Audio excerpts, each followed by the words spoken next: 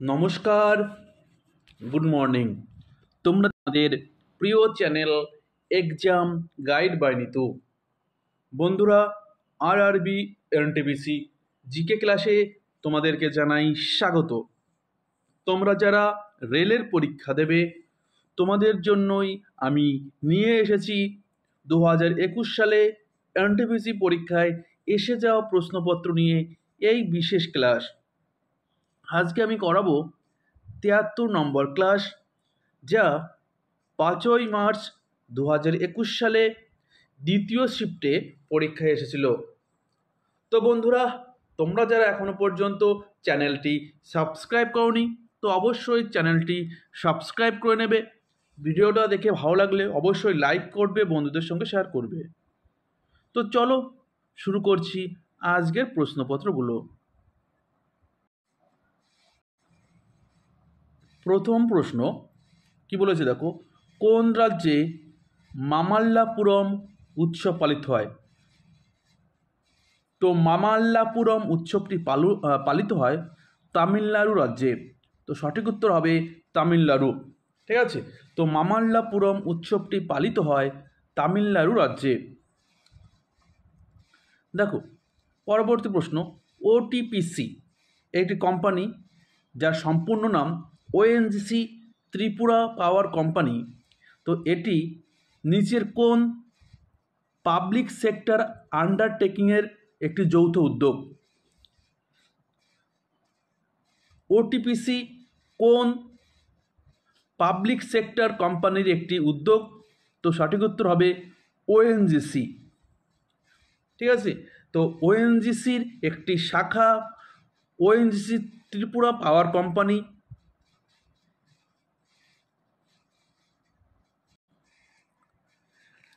Dash ছিল ভারতীয় পণ্য যা ভৌগোলিক নির্দেশক বা জিআই ট্যাগ পেয়েছিল, যা এর অন্যান্য গুণাবলী ও উৎপত্তিকে স্বীকৃতি দেয়।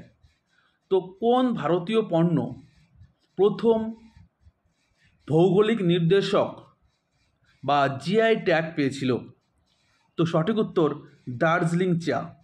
দার্জিলিং চা প্রথম ভারতীয় পণ্য হিসাবে জিআই ট্যাগ পেয়েছিল। 2024 সালে লোকসভা নির্বাচনের সময় ভারতের প্রধান নির্বাচন কমিশনার কে ছিলেন?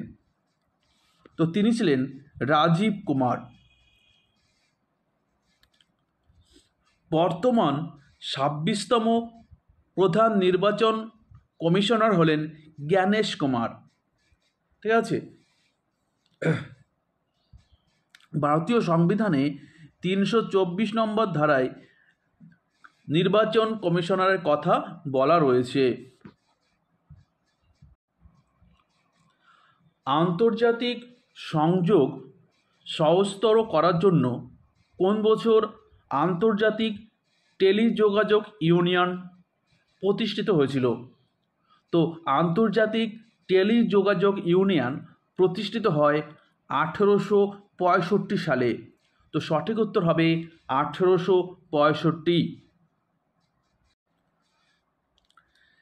ড্যাশ মানুষের একটি গুরুত্বপূর্ণ অংশ যা সাধারণত শ্বাসনালী নামেও পরিচিত।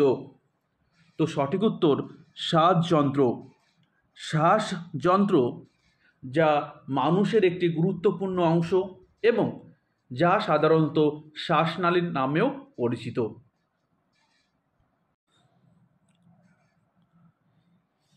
ক্রিকেটে চায়নাম্যান বোলিং শৈলীর নামকরণ করা হয়েছে কিভাবে? তো এটি করা হয়েছে চীনা বংশোদ্ভূত ওয়েস্ট ইন্ডিজ এর বোলারের নাম অনুসারে। ঠিক আছে, চীনা বংশোদ্ভূত ওয়েস্ট ইন্ডিজের বোলারের নামের অনুসারে এই চায়নাম্যান বোলিং শৈলীর নামকরণ করা হয়েছে। দেখো, চীনা বংশোদ্ভূত একজন খেলোয়াড় এলিস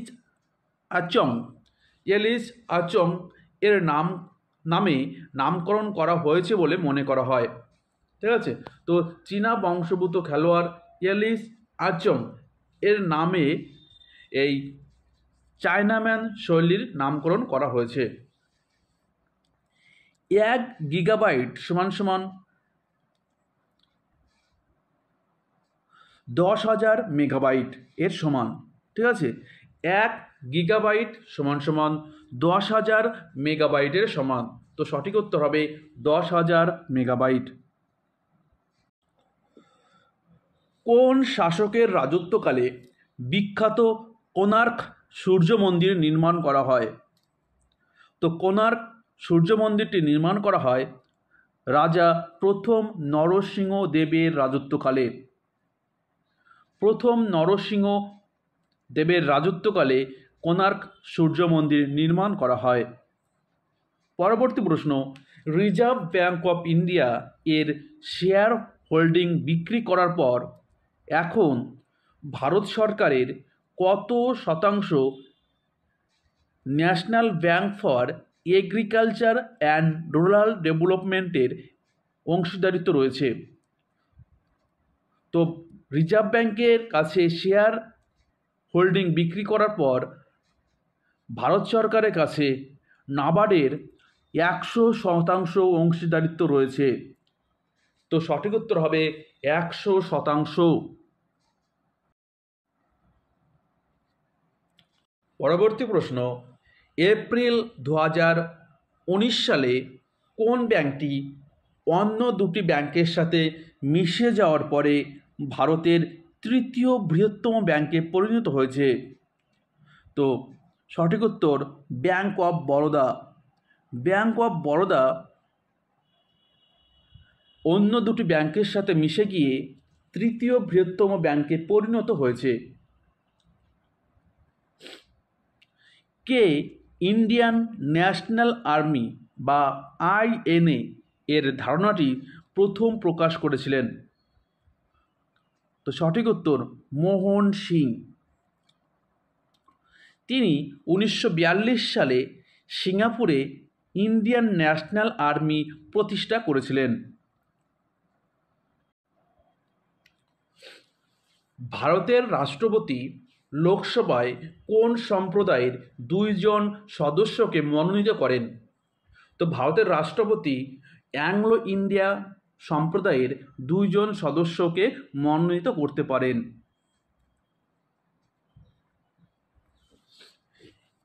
পরবর্তী প্রশ্ন, স্প্রিং ব্যালেন্স হলো এমন একটি যন্ত্র যা হুকের সূত্রের উপর ভিত্তি করে কোনো বস্তুর উপর ক্রিয়াশীল ড্যাশ পরিমাপ করতে পারে।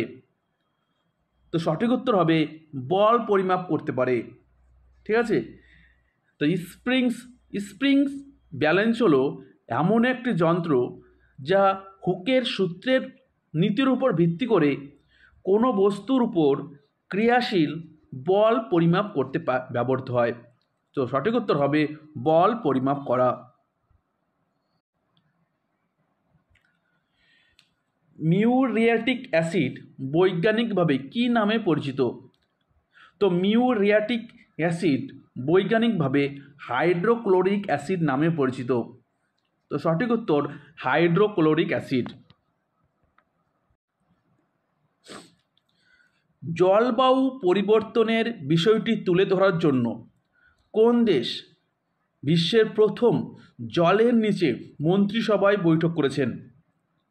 তো দেশটি হলো আমাদের প্রতিবেশী দেশ মালদ্বীপ। মালদ্বীপ হলো প্রথম দেশ যেখানে জলের নিচে প্রথম মন্ত্রিসভার বৈঠক করেছে। তেলেঙ্গানা ভারতের কততম অঙ্গরাজ্য? তেলেঙ্গানা, যা ভারতের অন্ধ্রপ্রদেশ রাজ্য ভেঙে তৈরি হয়েছিল। তো তেলেঙ্গানা ভারতের 29তম অঙ্গরাজ্য। তো তোমরা কমেন্ট করে বলবে তেলেঙ্গানা রাজ্য কত সালে গঠন করা হয়েছিল? তেলেঙ্গানা রাজ্য কত সালে গঠন হয়? ঠিক আছে, তো এটা অবশ্যই আমাকে কমেন্ট করে জানাবে।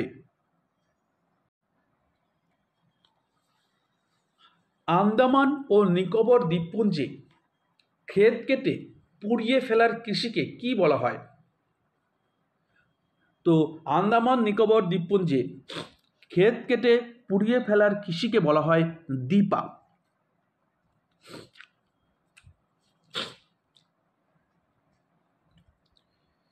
নিচের কোনটি সঠিকভাবে মিলছে? তো দেখা মোগল শাসক এবং তাদের রাজত্বকালে বিদেশি পর্যটকদের কথা বলা রয়েছে। তো কোন শাসকের আমলে কোন পর্যটক ভারতে এসেছে সেটা সঠিকভাবে মেলাও। তো ঔরঙ্গজেব মানুচি, তো এটা কিন্তু ঠিক রয়েছে। ঔরঙ্গজেবের রাজত্বকালে বিদেশি পর্যটক ভারতে আসেন, এটা কিন্তু ঠিক। এই স্যার টমাসরো আকবরের আমল আসেননি, ঠিক আছে।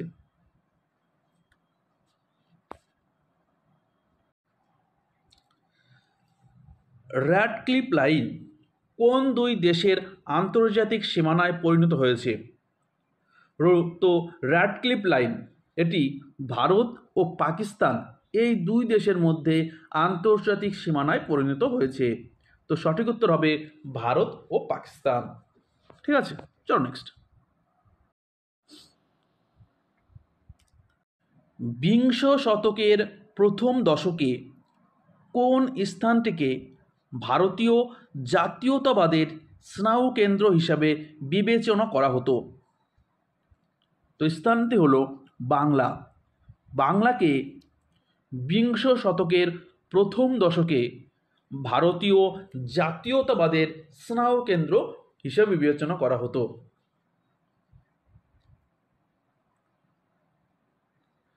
উইকিলিক্সের সহ প্রতিষ্ঠাতা জুলিয়ান অ্যাসাঞ্জ কোন দেশের কম্পিউটার প্রোগ্রামার? তো উইকিলিক্সের প্রতিষ্ঠাতা জুলিয়ান অ্যাসাঞ্জ কোন দেশের বাসিন্দা? তো সঠিক উত্তর হবে অস্ট্রেলিয়া। সঠিক উত্তর হবে অস্ট্রেলিয়া। ভারতীয় সংবিধানে শক্তিশালী কেন্দ্রের সাথে ফেডারেশনের ধারণাটি কোন দেশের সংবিধান থেকে নেওয়া হয়েছে?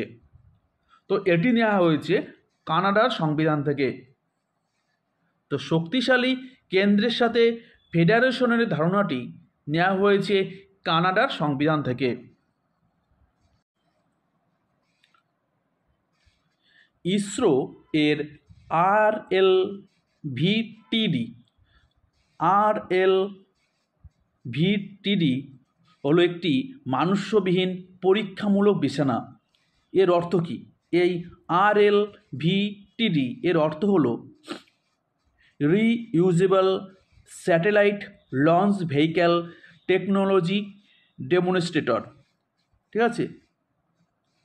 তো ইসরো এর RLVTD এর অর্থ হলো reusable satellite launch vehicle technology demonstrator.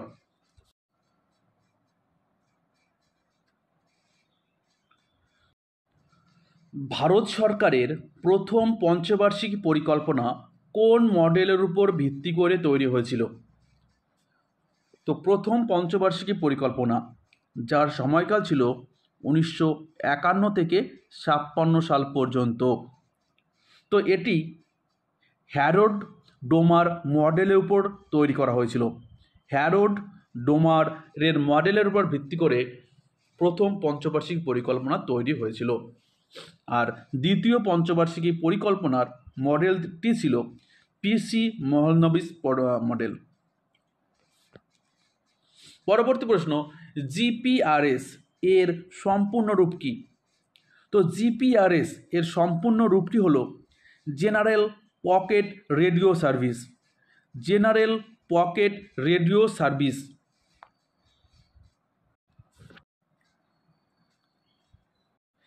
কে ব্রাহ্ম সমাজের প্রতিষ্ঠাতা নেতা বা প্রধানাচার্য ছিল?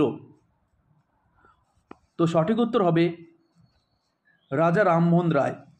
রাজা রামমোহন রায় তিনি ব্রাহ্ম সমাজের প্রতিষ্ঠাতা নেতা বা প্রধানাচার্য ছিলেন।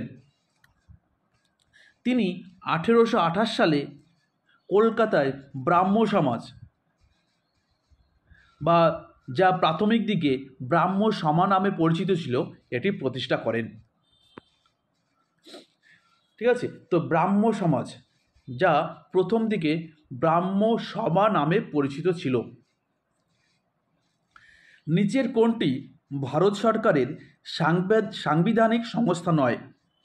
তো দেখো, ভারতের নিয়ন্ত্রক ও অডিটর জেনারেল এটা সংস্থা, ভারতের নির্বাচন কমিশন এটাও সাংবিধানিক সংস্থা, রাজ্য পাবলিক সার্ভিস কমিশন এটাও সাংবিধানিক সংস্থা, কিন্তু কেন্দ্রীয় তথ্য কমিশনার এটা কিন্তু কি সাংবিধানিক সংস্থা নয়।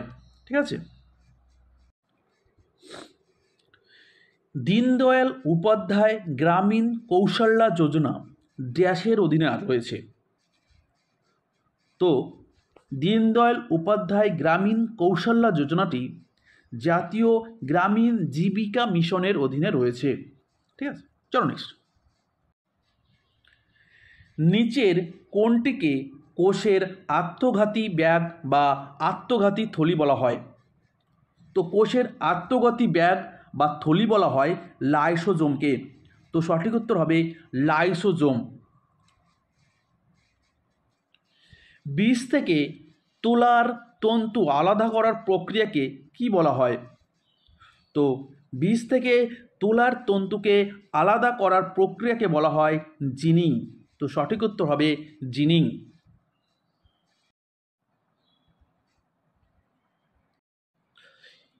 কিয়োটো প্রোটোকল কোন দেশের জন্য প্রযোজ্য নয়? তো কিয়োটো প্রোটোকল এটি মার্কিন যুক্তরাষ্ট্রের জন্য প্রযোজ্য নয়।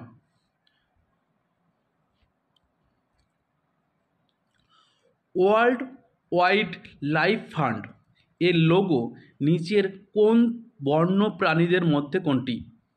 তো ওয়ার্ল্ড ওয়াইল্ড লাইফ ফান্ড এর যে লোগোটি রয়েছে নিম্নলিখিত বন্য প্রাণীদের মধ্যে কোনটি? তো সঠিক উত্তর হবে দৈত্যাকার পান্ডা বা জায়েন্ট পান্ডা। ঠিক আছে, ওয়ার্ল্ড ওয়াইল্ড লাইফ ফান্ডে যে লোগোটি রয়েছে সেটা হচ্ছে দৈত্যাকার পান্ডার লোগো রয়েছে।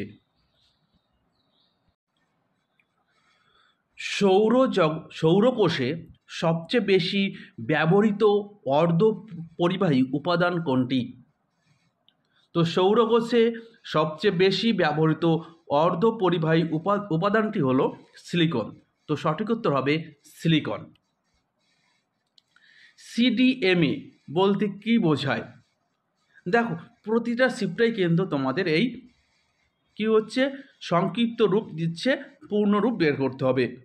তো সিডিএমএ বলতে বোঝায় code division multiple access. Code division multiple access. নিচের কোন রাজ্যে ভারতের সবচেয়ে বেশি ইউরেনিয়াম মজুত রয়েছে? তো ভারতের ইউরেনিয়াম ভান্ডার রয়েছে সবচেয়ে বেশি অন্ধ্রপ্রদেশ। তো সঠিক উত্তর হবে অন্ধ্রপ্রদেশ।